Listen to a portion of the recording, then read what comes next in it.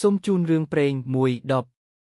ថ្ងៃមួយពេលព្រឹកភ្លឺចាំបាច់ដល់ព្រឹកស្រឡះនៅក្នុងភូមិដ៏ងាយស្រួលមួយមាននារីម្នាក់ឈ្មោះសុភានៅក្នុងកំឡុងពេលងប់ងល់នៃជីវិតសុភាខ្ចោះប្រេងឆាជាងម៉ាតម្នាក់ដើម្បីបាយពេលល្ងាចចំណែកខាងម្ចាស់ម៉ាតគាត់គ្រាន់តែឲ្យនាងខ្ចោះដោយមានបញ្ចប់សម្រាប់សងពេលក្រោយដោយគិតថាអ្វីក៏ជាកុសល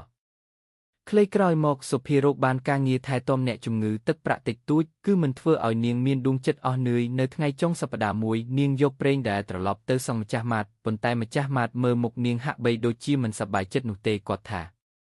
ខ្ញុំគិតថាអ្នកមិនត្រូវតែសងវាទេ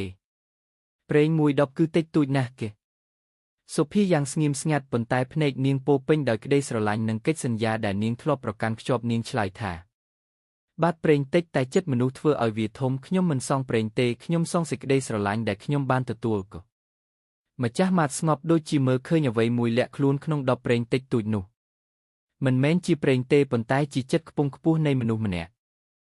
នៅព្រឹកថ្ងៃសៅរ៍មួយដែលភ្លៀងធ្លាក់លំលាំងសុភាសំពះមុខធម្មតាមួយដ៏ស្អាតតែសាមជ្រាបទឹកបើកដំបូលតិចដើម្បីជិះចេញទៅផ្សារជើងនាងជើងឥទ្ធិពលទឹកជំរះគួយគុណតាមផ្លូវល្វីងដៃស្ដាំកាន់ថង់តូចដែលមានដបប្រេងមួយដែលនាងបានទិញពីប្រាក់នឿយហត់របស់នាង